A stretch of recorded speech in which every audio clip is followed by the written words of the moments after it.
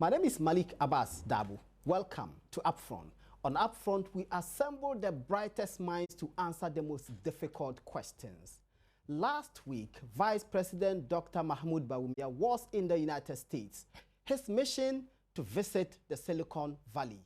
Why is he doing this? The Vice President has been leading a government agenda to digitize the economy. Is this possible? What does digitization mean? What will it take? Do we have what it takes? Do we have the resources? Do we have the people, the technical know-how? Who else to answer these questions than the man who has helped in pioneering fiber optics, that which revolutionized the way we live? When we come back from this break, I will introduce him and we will settle for this discussion. Keep watching.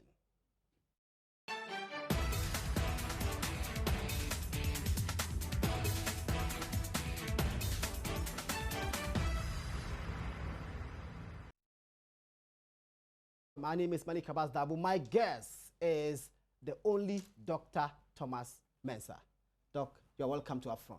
Thank you, Malik. And Dr. Thomas Mensah is one of the pioneering people who brought about the fiber optics. That is why we have the internet. That controls how the world is run today. Doc, it's an honor to have you. It's a pleasure. I watched a couple of interviews, including one on the same platform, where you said that you wanted to initiate what we call speed rails. Yeah, the high-speed rail. And you argued forcefully that it is possible. Yes. This was in November last year, if I remember correctly. Yes. It's been 5 months since then. Yes. 5-6 months since then. Yes. Where are we on that? We've made a lot of progress, Malik. Have we? Yes. Tell us about that. Yeah, because right now, Joe Gatti, the Minister of Railways, has his team with full hands on the deck, moving forward with the high-speed rail project. Now, I want Ghana to do what is called phase 1 of this project. And that is very, very easy. Phase 1 is similar to what Kenya has done. Basically, that phase 1 will involve high-speed trains in Ghana that will run on diesel, not on electricity. Okay. This means that it wouldn't impact the electricity in the country at all, because the entire train is run on diesel. And this is easy to do. It's going to cost us probably around $3 billion, and we can do it, because for the first time, just like the Kenyans go from Mombasa to the airport, we're going to go from the Tema port through Chebi, Tema, Accra, Chebi, and Kumasi. And all the way, phase 2 will take us all the way to Tamale or Paga. So this means that we can have 7 stations. The first station at Tema port, a station at Accra, and then the Chebi station. The next one is Kumasi, Bonkra, and then to Tamale. This means you can get to Tamale. If we do phase 1 and phase 2, you can get there in maximum 2 hours instead of the 10 hours it takes us now. I have watched YouTube videos of the Kenyan system. Yes. And I have read comments that say, well, it's not really the best, but it is better. Are we contemplating a substandard train system? Not at all. This is Africa? Not at all. You know, not at all. What I'm on the high-speed rail board in America. I'm one of the authorities in this field. I've looked the entire gamut of high-speed rail development. First of all, I've ruled out Hyperloop, which Elon Musk is proposing. I've ruled out maglev. Maglev is a train that lifts from the rail by an inch and then propel using magnetic levitation. Those are expensive, difficult to operate, difficult to maintain, and therefore we are looking to steel. And even to steel, I'm pushing not for the higher speed, which is in Japan, 300 miles an hour. No, I'm pushing for something in the middle, maybe 150 kilometers an hour. Which is still fast enough. Yes, it's fast enough. Because 180 or 150 kilometers an hour with passengers and probably 100 and 120 kilometers an hour with freight. So we have both worlds. We have freight and we have passengers. So our neighbors in the north would have their freight from the Tama port. We still make money off that, and we still carry passengers. And Ghanaians will be very, very happy. Just like and the talking Kenyans about neighbors, you're talking about Burkina Faso. Yes. That means getting the containers there means all the countries, the landlord countries, they rely on everything from here. So they'll help us pay for it. That's very, very important. And so that's why we'll be able to get containers there. Maybe instead of 3 days or 5 days, maybe less than that. This is a country that has monumental problems in terms of healthcare delivery, in terms of education. Yes. Why should anyone invest $3 billion in speed rail? Well, I thought we've already discussed that all before. Investing in the high-speed rail basically will transform Ghana from an underdeveloped country to a developed country. It will transform Ghana not just by having a transformational infrastructure, which is impeding growth in Ghana. Nobody is investing in Ghana because you don't have this infrastructure. Once you put it in, you see all the investment from around the world flow in here, just like they are doing over there in Morocco. Guess what? Morocco put in high-speed rail. They got 3 car manufacturers located in Morocco. You know, when the senior minister went to Morocco, he saw that. And not only that, they are manufacturing cars and they are assembling airplanes for Bombardier. Can we imagine bringing all those jobs here? That would change Ghana forever. The natural question is, today, even shops, supermarkets are managed by foreigners. Menial jobs are done by foreigners. Things such as plumbing, tiling, roofing, these are done by Togolese and other foreigners. Is the Ghanaian educated enough? Does the Ghanaian have the capacity to take advantage of those jobs that you talk about? Well, exactly, because I'm involved. I want to make sure that the skills go to Ghanaians. Well, Ghanaians will be working side by side with the Chinese, just like they do in Kenya. I'm not going to bring in people from outside Ghana. I'll have Ghanaians. They will be paid high wages to do their work. They will have skills to do this thing. We've been graduating engineers from Kwame Nkrumah University, from Legon. We have engineers. We have computer science people. All the signaling on the rail used to be done by these people. We have the skills right now. The only thing we need now is to bring such technologies transfer here. So you have the Kenyan engineers working with Ghanaian engineers and Ghanaian workers, and you'll be shocked. We may create all the job deficit. That's our problem. You know, already, Nana has proposed Ghana Beyond Aid. The first step to Ghana Beyond Aid is this infrastructure deficit that we are trying to solve. When you have high-speed rail here, Ghana is moving in the direction of Ghana Beyond Aid. You spoke about, in the earlier interview on this show, you spoke about, and elsewhere, you spoke about the aircraft maintenance center in Kumasi. Yes. Why Kumasi? Well, we put it there for technical reasons. One, this $500 million facility would make sure that the center of the country, which is Kumasi, will make sure that there's an aircraft maintenance facility there, and all the aircraft in West Africa, 15 nations, they will fly over there to the center of the country and make sure that they are repaired, fixed, refueled, and then fly off from there. This is very important. Right now, we got to fly to South Africa to get maintenance. We have to fly to Ethiopia to have maintenance. We have to fly to Amsterdam. We want to stop that. We want to make sure that this maintenance facility is located in Ghana, creating more jobs, just like the train would do, more employment for the entire country, because that also brings in technology, because Boeing will be training Ghanaians to have certificates in maintaining this aircraft. Right now, aviation safety is very, very important. We just saw a few days ago when one of the airlines in America, you saw what happened. You know, the engines blew off. Maintenance of engines is very critical, and we're going to have it here. We put it in the center of the country for two reasons. One, when you put it close to the water, the beach, the salt water will corrode the engines. So you put all these hours, maintain it, you come back, it's corroded. And just go to any of the hotels here.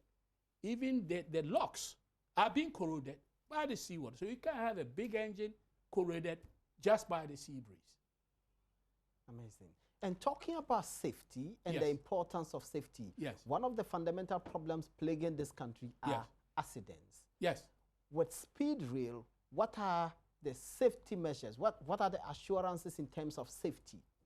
Well, one of my involved as an expert in this field, I've looked at all the safety records. Japan has been running their trains at 200 miles an hour, not a single accident in 45 years. 45 years. Yes, not a single accident. So that's But that is Japan. That's Japan. This is Ghana. Yeah, that's Japan. And guess what? We are using the same technology. As I'm involved in this thing, I'll have hands-on involvement in it. We're going to use, for the safety of these trains, we're going to use fiber optics that can sensors on the rail that can predict when bolts are coming off. You know, in the fish plate of the rail, oh, the bolt on that rail steel over there, that bolt is coming off, tell the driver slow down.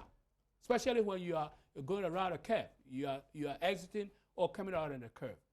We run at 20 miles an hour here, and then the train's going off the rails. The new rail we are doing, you won't have that, because we're able to predict places where they are. We would have a large control center so that my friend Joe Gary can sit down and say, oh, the train over there in Paga, this is what's happening. The train over there in Takoradi, this is where it is. This is the speed. And he'll be able to see that in this control room with screens from top to bottom. So our trains will be the first safest in West Africa. Doc, forgive me if this comes off as pessimism, but we have seen many celebrated Ghanaians who have done great things abroad. Yes. And they come home with a lot of fire, the kind of fire that is burning Yes. in you to see change. Yes.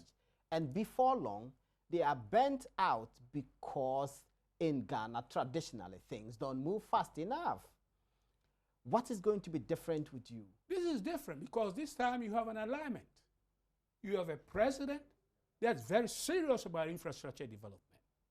You have a president that says, Ghana beyond aid. That is his mantra.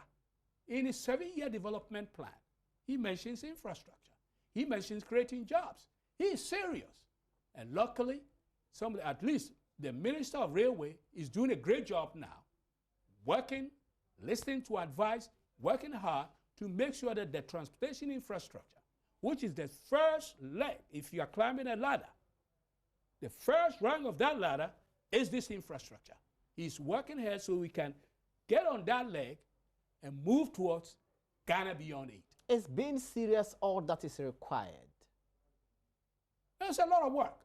I've been working very hard since I pushed all this. Is working very hard, making sure that the right thing is done, bringing the right people to do the work. That's what it's going to take. In tangible terms, what has been done? In tangible terms, I can tell you right now they've done a great job. For example, they've been able to down select the people, down select the EPC contractors. They've down select. They have the RFQ out.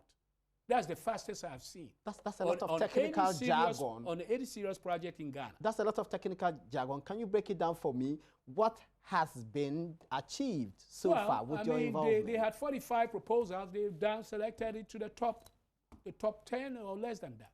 And these guys have been given the RFQ, and everybody's working hard to meet that deadline. They are serious. When is the deadline?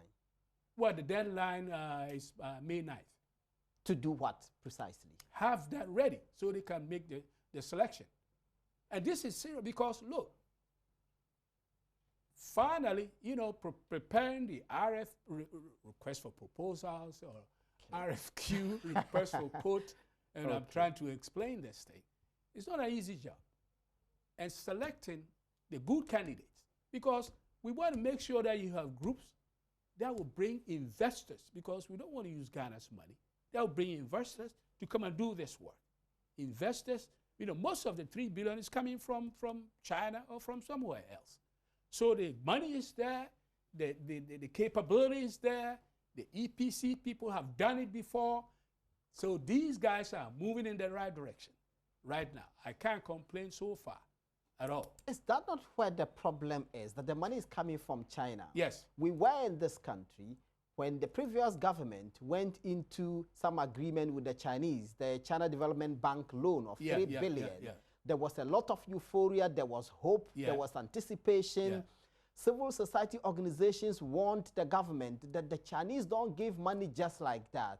The government didn't appear to listen. The government was optimistic that the money would come. In the end, it didn't come. So all the projects, the lofty ideas that the government had to execute with this money, all of that went down the drain. This is different. What is different this time? This is different because the projects you were talking about, we didn't have an example what has been done before. Okay, and as I'll show you, you would see the Kenya train. They've done it. They just opened the train in last June. You see it in a few minutes. It means you have to bring people who have done it before. And remember, Kenyans, they look like us. So I don't buy this idea that, Ghana cannot do it. As you can see, that's a we are more intelligent. That's a Kenyan train system that Doc is talking about on your screen. Yeah. So basically, as you see on this screen, you're going to find out that the Kenyans, even the driver of the train, is a black woman from Kenya. Or Babesian or high-speed train. Amazing. Just like any of the women I see here. They can be driving the train. And they were able to do it in a short time, 3 years. Look at all the people. These are all Kenyans. They're all being put to work. Can you imagine we get on board and have Ghanaians working like this? Everybody. I believe with this project, you can create 500,000 to 1 million jobs. That's what Ghana needs now. We are all even this is the technical part. The signaling part that I talked about. You have the engineers, look at what they are doing. Kenyans, setting up the wine. What are we doing? This is it. We got to do it. We don't have time. We got to do it. I think that's one of the ladies that will be driving the train. Okay, so this is one of them. Yeah. See her? Obabesia and her high-speed train will Kenya. Wow. Yeah. And this is possible in Ghana? It's possible. How did the Kenyans raise the funding? Yeah, same way. Same I'm proposing. From the Chinese. Same way. Same way.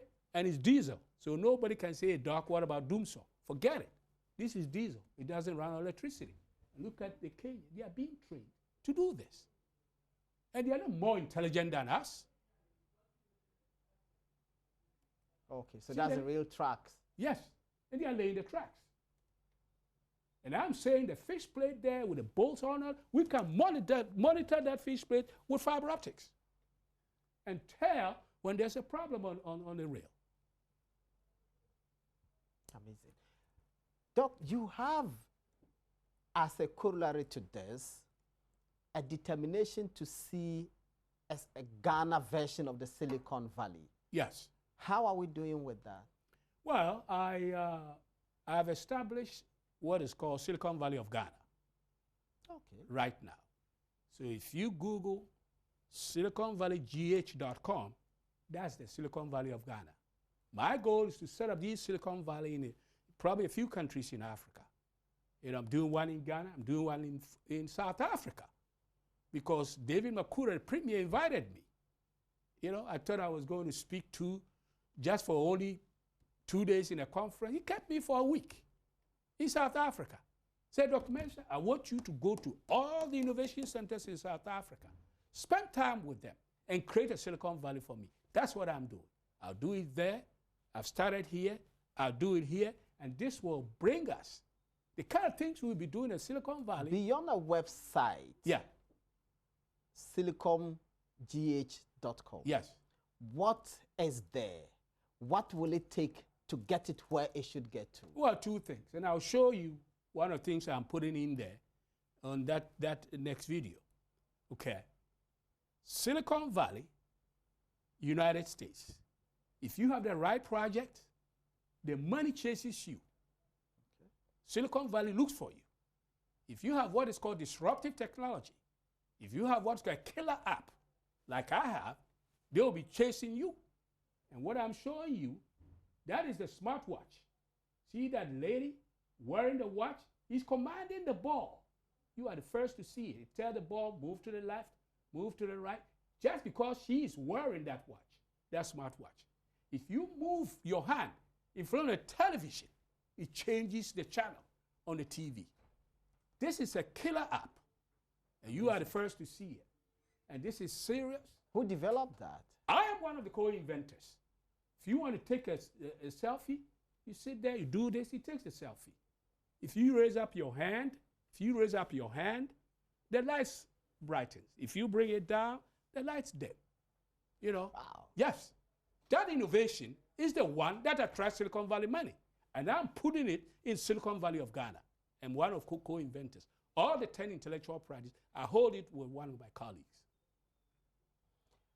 Do we have Ghanaians trained in Ghana who have demonstrated to you the capacity to be ingenious and to be creative and to be able to contribute to making Silicon GH what it should be? Yes, we have it. You know, when I what started, have you seen that makes you so confident? I went to tech.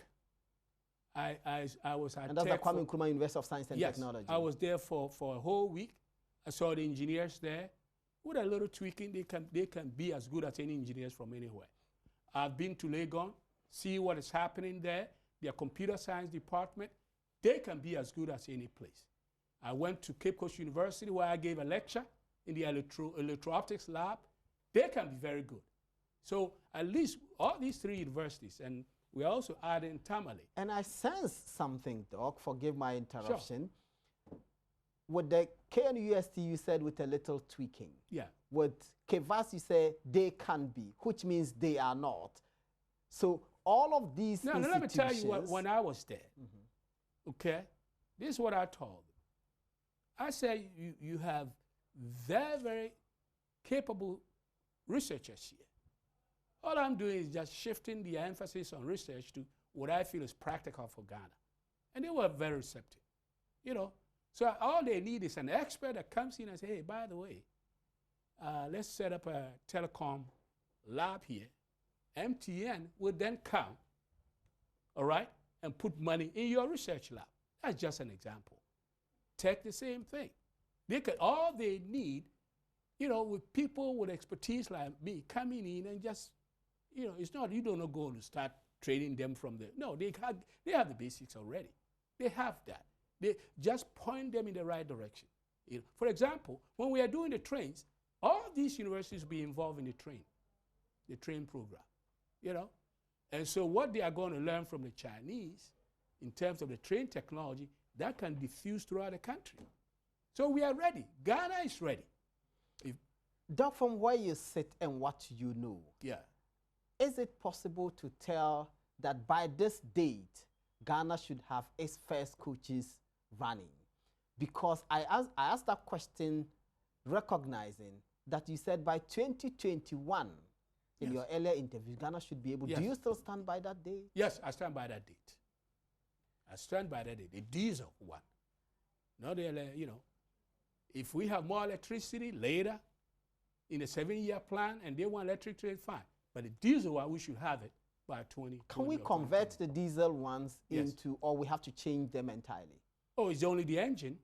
We can swap that first engine with electricity. That's it. That will be done only when we have excess electricity capacity.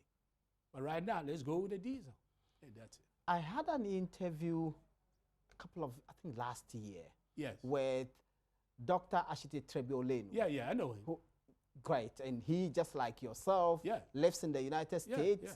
done great thing. He's a robotic engineer with NASA. Yes. And he was concerned about the deep religiosity of the Ghanaian and worried that the Ghanaian does not place emphasis, and the Ghanaian at home, large numbers of Ghanaians do not place emphasis on science. They place emphasis on religion. Do you share his concern? And how will that affect the vision you have? Well, I know Oledi, I know him very well. I brought him to be on stage with me in the U.S., Howard University, teaching kids on robotics. I know him very, very well. Okay, he views that religion, you know, I have to say that religion is not against science. I would say that. I believe in God. Okay, you can get to where I am. He says so too. Yeah, you can get to where I am without believing in God, having faith in God. All right. He may be concerned that instead of people spending time in schools and universities and actually doing the work, they are spending more time in church. That's what may be his concern. But my approach is that when you do something and demonstrate to Ghanaians that, wait a minute, we are creating jobs for you. You know, you saw one time when they wanted 500 positions and 15,000 showed up. You give them jobs. When they get that jobs, they will balance things out because they got to show up to work. They are not going to, you know, they've got to show up Monday through Saturday working if they want to be paid. They're going to show up, and we will insist that they show up. So for you, we have the attitude to be able to do the things that you are envisioning. Exactly. Exactly. We can do it. Because as I said, that says Ghana beyond aid. And to get beyond aid, these are the important projects, the ones that I've started. They are very, very important. We do that, we will need no aid. Now, going beyond the speed rail and the Silicon Valley, we know the Vice President, Dr. Mahmoud Bawumia, was in the United States only last week. And he has been championing what he calls digitization of the economy. So they launched the digital addressing system, digital application for passports and registration of companies and all of that. Are these substantial enough to change the economy the way you want it? They by themselves wouldn't get there. But you need them. You got to digitize the economy. So they've actually made the first step towards digitization. Is that first step the way it should be? Yeah, so far, yes. But digitization goes beyond those four elements. To me, in my world, digitization includes what is called artificial intelligence, AI. What does that mean? You see the cars that drive by themselves? Yes. No driver? One of them just got an accident, and that raises in the U.S. Yes, that raises questions about the safety of that's true. Because you need cars. more. Yeah, they need to work on it more. You know, they need to work on it more. You know, whether it's my friend Elon Musk or the Uber guys, we need to work more on that. But artificial intelligence is what is driving those cars. And it's not only cars or trucks. You know, you're going to have a FedEx truck or UPS truck being driven by, without a person. But they had to bring it to a spot. The car parks itself, and the human being gets in it and drive it into the cities. See, they got to do a few things in between to really let us get there. Because there's something called Industrial Revolution 4.0. And that is based on all these AI, augmented reality, artificial intelligence, virtual reality, which you're going to have all these in your cell phones and everything. So we've got to be part of it. What the Vice President has started, the President, that's very good. It's the first step. But we're going to go beyond that, because that's what digitization means. Where digitization will get even into your factories, you get into logistics, all the way. This is just the first step. Again, in Ghana, we have the tendency to start things and speak very well about them, and in the end, nothing will happen. And I give an example. We said we were going to register all Ghanaians and give them an ID card. This started way back in 2007. 11 years down the line, that has not happened. Meanwhile, we bought equipment. We said we're going to do biometric registration. It didn't happen. Well, I haven't had much time to get into all those areas. I'm doing the biggest heavy lift first. You know, when you put the high-speed train here, you're going to have more people trained to take care of all these things you're talking about. You're going to have people that are trained. I mean, when you get good money from the industries that will come with high-speed train, you're making good money. You can sit down and even create your own business. Start your own business. You take the money, set aside, you know, and you can be doing, so privatization and startups and innovation is going to come with this. But if we don't do these things, 5 years will be exactly where we are. Doc, you have to hold that thought for me. We have to take a short break. When we come back, I'll be asking Doc whether government's agenda for digitization holistically is feasible. You are watching Upfront. We will be back.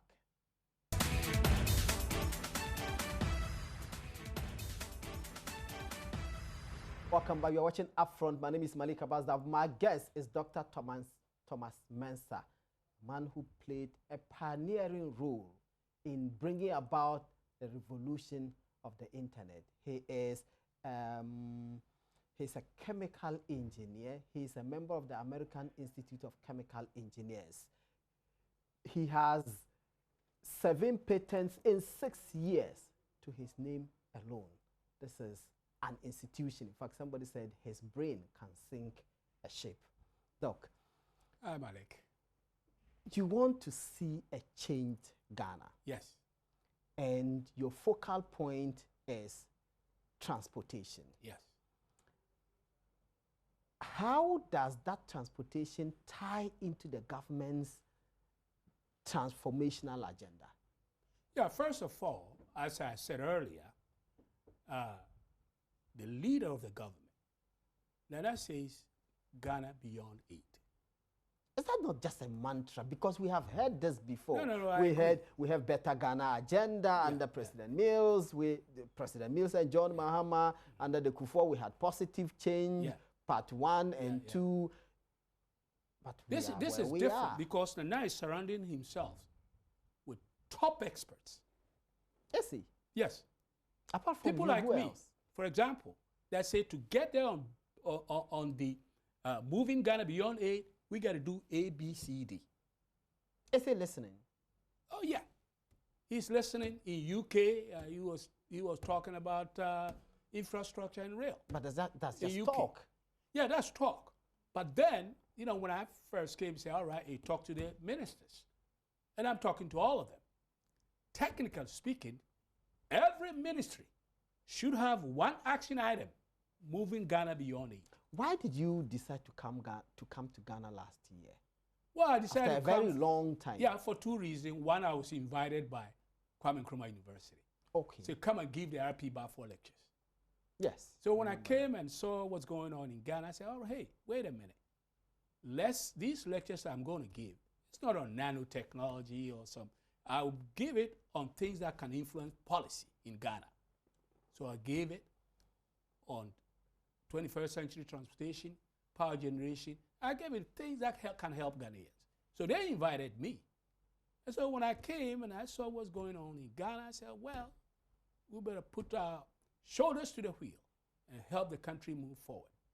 And I'm committed to this because I wouldn't be doing this or be on your show or get involved in this if I didn't think it was very, very important. Because Ghana cannot afford to stay in the same place in the next 5 years. We got to have this infrastructure. You cannot have a single lane road moving people from Accra all the way to Tamale, 10 hours or 12 hours, think you're going to get developed. And people are not going to invest here. They are investing in Kenya. They are investing in Morocco. They are investing in Ethiopia. The top 10 countries, the top 10 in West Africa, include the 3 that have high-speed rail. Morocco is leading. And so when I see, Wall Street Journal, not me, when I see things like that, We want to be in the top 10. I say, hey, we are not going to just play around with slogan, and we're going to really do the work. And that's why I'm on it. I'll be here. If things go the way I'll be here every single month. So we need to build 4,007.6 kilometers across the country. That's the rail tracks that we need to build. How much are we building for a start? Yeah, right now I just want only the, for me, I just want only the 700 kilometer. First, you got to have something. So when people see that, just like the Kenyans have now, and they are enjoying it, they sit in the train on their Wi-Fi, they see that, and then money's coming in, investors are coming in. That's a start. Then the rest will come into places. See, one idea I have for Joe Gatti, he and I have been talking about this. We're building the train, we're bringing the rail networks, we're going to assemble locomotives in Ghana, create more jobs. We will assemble locomotives over there in the Western region. When you assemble locomotives, that's advanced technology. You know, training the average person to cut metal and put a locomotive, the engine together, and then maybe the rolling stock that you can sell to other countries. See that? So we have a plan that's going to bring jobs to Ghana. The first priority in Ghana is to create jobs. That's number one priority. If you don't create jobs and people don't see that they are getting jobs, then it becomes problematic. And your first line is Kumasi, Chebi, Tema. Yes. Why is that? No, that's just the eastern line. Okay. That's just the eastern line. It actually goes through Bonkra to Tamale. We'll have 7 stations along the way. Chebi, we emphasize Chebi because that's where the bauxite is. Okay. Yes, they mine the bauxite, we got to put it on the, and it gets to the port.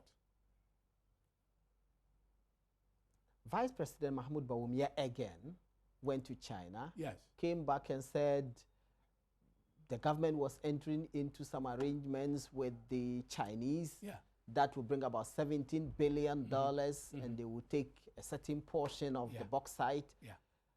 Is that the calculation? Are we relying on that, or this is an entirely different arrangement that we are basically making? We can make it part of this, you know, because everybody agrees that, hey, we borrow money, big bucks, at least we have infrastructure to support it in place. You know, not just borrow the money and just bauxite alone, but at least we have the infrastructure, the train, you know, that will take the train to the port and let people also enjoy it. This will reduce traffic in Accra. So this is very, very important to Ghana. Do we know how much traffic? Yes. And all of these long, there's odious amount of time that people spend sitting in a car to travel to Tamale, Bolga, Wa, Boku, Paga, Ho, Takrady, all of these long distances that people spend hours. Do we have a figure on how much that cost us and what rail will do in cutting down that cost? It costs us in the billions, just like in the US. It costs us in the billions. Time wasted, not being productive, sitting down, pollution, because when you are sitting in traffic, the pollution is, you know. So the calculation and what you gain from that. Once we do this, you will see trams come to Accra. You know, trams are the little trains that move people. You see trams come to Accra. I've seen some in Bonn, in Germany. Exactly. You see trams, you see even underground. All this will come. But you got to do the first thing first. Once you do that, trams will come here, and productivity will just shoot through the roof. We know that there have been 592 deaths in 3 months through accidents. When you think about what rail can do, and you see figures such as this, last weekend alone, about 22 people died in the northern region through road accidents. And we are not calculating how many hours they would have sat in a bus and how many buses would have moved from Accra and Kumasi going all the way to Boku and to Paga. Malik, I agree with you 100%. Okay? The high-speed rail would eliminate all these unnecessary accidents. I'll give you an example. I spoke at University of Cape Coast. Just before I spoke at Adesada, I got to put my... that's understandable. Yeah, before I spoke at Adisco. And going in, and believe me, the highway from Accra to Takoradi, Cape Coast, that's better than the highway from here to Kumasi and, Yeah. I asked that question. It's because you have two different contractors doing the work. And even on that nice highway, one of our drivers, he wanted, if he sees an opening way up there, he wanted to kind of bypass cars. That's overtaking. That's what we call overtaking. That's what causes these accidents. At night, it's going to be worse because you don't see properly. And so hopefully with this high-speed train, you just get on a train, somebody's driving you, and then we'll move people from the highways and then have more time to build the highways in a better way. Right now, the trucks, because of the roads, the way we have it, they are damaging the roads. So you get a high-speed train here, one problem solved. When that raised questions about all of these private businesses that have bought buses and spent huge sums of money to buy buses to travel these long journeys. Yes. When you come and put the rail there, what happens to their business? No. They will still have business, number one. All I'm preventing is for their buses and their trucks to tear the roads. Once you tear the roads up, you got to drive on it because it takes time to come and rebuild it. So, the condition under which they are driving, I'm just trying to save that condition. There will be even more you will call it more efficient. They'll have better roads, than they are having now. You can have maybe, see, one of the reasons why when I went to South Africa, they have 4-lane highways. 4-lane highways. Going from Pretoria to this to that, they have trains too. So that infrastructure is critical. Not only just to move your goods faster, but it creates growth in the country. It makes things possible. Ghana's industrialization starts with a high-speed rail. If we do it, we'll be industrialized. Just like that. Are there any local companies amongst the companies that are bidding for these contracts? Yeah. Are there any local companies amongst them? There are local consultants. Oh, yeah. Do they have the capacity? Yeah, because they are teaming with other groups. And as I said, my involvement, I'll make sure the Ghanaian companies, and I think the Vice President agrees, and the Finance Minister agrees, local companies get subcontracts. When I mean sub, you cannot get something you're not qualified, but at least subcontract will go to Ghanaians. So clarify for me, are you an employee of the government, or you are an independent consultant, or you are just a Ghanaian who is helping the government? Well, I'm not an employee of the government. I'm not. Every money I've spent here, I've spent from my own pocket. Oh. Yes. Everything I've done. The high speed, what do you call it, Silicon Valley, and everything I'm doing. I'm not an employee of the government. But I believe... Is the government making the resources available for you to achieve the objectives that you want to achieve? Yeah, I think the rail is going well. So they've opened the door with me to deal with the right people and all that. So that's going very well, okay? And I think it's worth my time, it's worth my resources. I could just say, hey, let me concentrate on these out of South Africa. They are ahead of Ghana.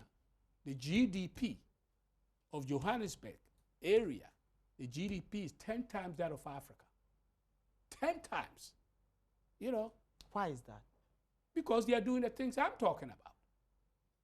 Why have we not done those things? The premier of Houghton, David Makura, saw me in New York. He said, hey, Doc, I've been to Silicon Valley, I've been in Malaysia. You are the guy we need. Invited me, because he's been and seen all this. I went there, he kept me for 7 days. So right now, as I said, the atmosphere is right. Nana is serious about this. We're just going to help him and the government reach where they should be. Why do you think we haven't done this all this while? Well, for several reasons. You know, number one. And those reasons no longer obtain. Yeah, number one, I wouldn't say I would have come to Ghana 7 years ago or whatever. I would say I would have done that.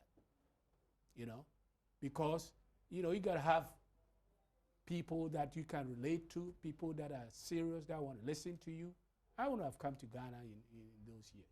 You know, right now, you have a group that's listening. You know, they are listening, they want the expertise. You know, Dr. Bawumia went to Silicon Valley.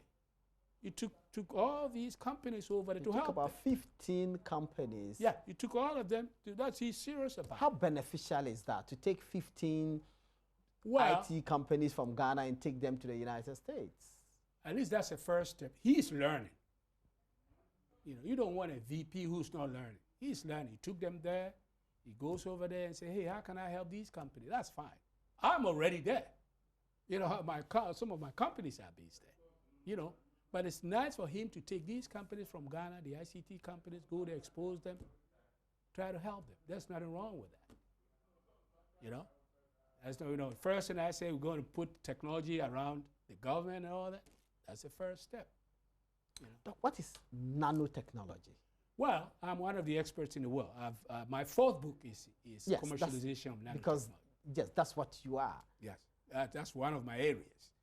Nanotechnology is going to be revolutionary. Just like fiber optics was probably one of the most important innovations in this century. And I was one of the 4 people that made it happen. Look at what fiber has done for the internet. Everybody's using it. Bill Gates wanted computers on every desk. I wanted, in my vision, I wanted everybody to have access to the internet. And now 1 billion people have access to the internet. 1 billion. Based on the work that I've. But nanotechnology is the whole new frontier.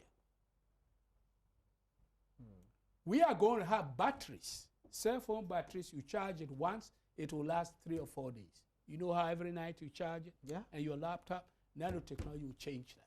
How? How? Because the batteries that are coming off nanotechnology, that's the way they operate. And I'm setting those factories up in South Africa. I want South Africa to be the... Why? What is unique about South Africa? They invited me. Paid for my trip, paid for everything, invited me. They value what I have to offer. And that's why I'm putting nanotechnology there. You know, doesn't mean that Ghana cannot do that, but I want Ghana to do the basic things first. All right? They have universities there that are working in nanotechnology. You know, they call me, oh, you want to be, you want to help us? I said, all right, we're going to make nanotechnology batteries for airplanes, nanotechnology batteries for cars, nanotechnology batteries for cell phones. We're going to do it over there. Do they have any particular, apart from the fact that they have developed systems, do they have any particular resource material which makes the siting of this company there beneficial? Well, first of all, the skill set is there. Your universities are doing research in this field. I spent 3 hours with CSIR in South Africa. You know, Council for Scientific and Industrial Research. Yeah. They have $300 million research budget. That's a lot of money just for, you know, research. And I want to see, once you have somebody and say, he who have more is given, once you have, I can build on that. So I want to use their invitation of me to make sure that they are in aerospace, they are in defense, they are in mining. You know, my smartwatch, you're going to use it in the mines. Somebody gets stuck over there, you just do this, and then something is wrong, it comes up. So I'm going to use my brain power to help them. You know, my goal is to help as many African countries as possible. Have you gone to the CSIR in Ghana? Yeah, I know what's happening there.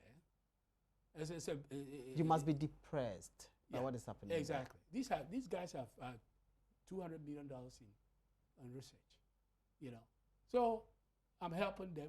I want them. They are 10% GDP. I want to help them to do it, even to raise it higher. But the things I've started in Ghana is going to impact the CSIR For example, if they have lathe, for example, that cut metal, they can help, if you will, in the train. They can help in the air maintenance facility. You know, so what we are bringing is going to help the whole country. Doc, you spoke eloquently about the capacity of our universities and the competence that the lecturers and the students have. What about our basic level? Because there have been concerns about the quality of education, especially at the public school level, at the basic level. Oh, I know. And one of the components of Silicon Valley of Ghana will be for the members, whether University of Ghana or Kwame Nkrumah University or University in Tamale or Cape Coast, they will reach out to the schools to promote STEM education. You know, I've done it in 15 different cities in the U.S. I'm so busy, I don't have time to do that. You know, I may come and STEM, you are talking about science, technology, mathematics, education. Exactly. Yeah. Because that's what you need to be part of the so-called Industrial Revolution 4.0. If you want to do software, you're going to need it. You want to build drones, you're going to need it. You'll be part of what we are doing in the train, you're going to need your STEM. You know, so I want people, some of our people, to just go to the schools and encourage it. You know, the students get into it. How is the little boy in a school in Joje, in the Volta region, or in Bumkrugu in the northern region, or somewhere in the central region? How does that become a Dr. Thomas Mensah? Well, I met a group today. They said, oh, we are in the U.S. and we are talking to the schools in Ghana. And then anytime we finish talking, they mention you. So at least a little kid say, hey, let me Google this guy. Let me see how I can get to where he is. You know, I didn't have all those. You know, when I was at this school, I was just like any kid, you know. But then I saw Neil Armstrong land on the moon in a black and white TV. At 13 years old, I said, I'm going to be an astronaut or build machines that go to space. And now I'm building machines that go to space. You know, so it's just capturing capturing the imagination. At that level, when you're 13 years old, you capture that imagination, you push them in STEM. You know, I was playing saxophone, I dropped all of that, started to focus on science, you know. And then with the disco can do spirit. You know, I said, hey. And I was expecting you to say that. Yeah, because vel primus, vel cum primus means either the first or with the first. So everywhere I am, whether in the 4 books that I've written or whether it's in nanotechnology, either the first or with the first.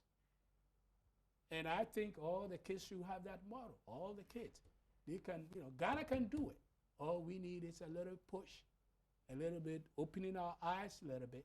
See, Kenya can do this, I can do it too. You know, and if you do, these kids, if they read my book, the right stuff comes in black too. They read that book, say, oh, wait a minute. He says the right stuff comes in black. I am black, so I am the right stuff. With that mentality, they're going to get everywhere. And guess what? The internet is an equalizer. And that's why we are pushing hard to push the internet, you know, all over. In the school you mentioned, you know, for example, one of the people I put on the board at Silicon Valley of Ghana works at Microsoft. He is the guy that pushed to get the new computer lab for that little school over there where the teacher didn't have anything. Drawing, drawing on the board. Yeah, my guy pushed to get it. So hopefully we'll be having things like that, even including the schools you mentioned. Dr. Thomas Mensah, it's been an honor having you. I pray that 3 years from now, by 2020, 2021, we should be here on this platform, having a conversation about Ghana's speed rail. Until then, thank you very much. Our guest has been Dr. Thomas Mensah. We have been talking speed rail and Ghana's agenda to digitize the economy as part of processes to build a Ghana beyond aid. My name is Malik Abbas Dabo and have been sitting in for Raymond Akwa. This has been Upfront. Bye-bye.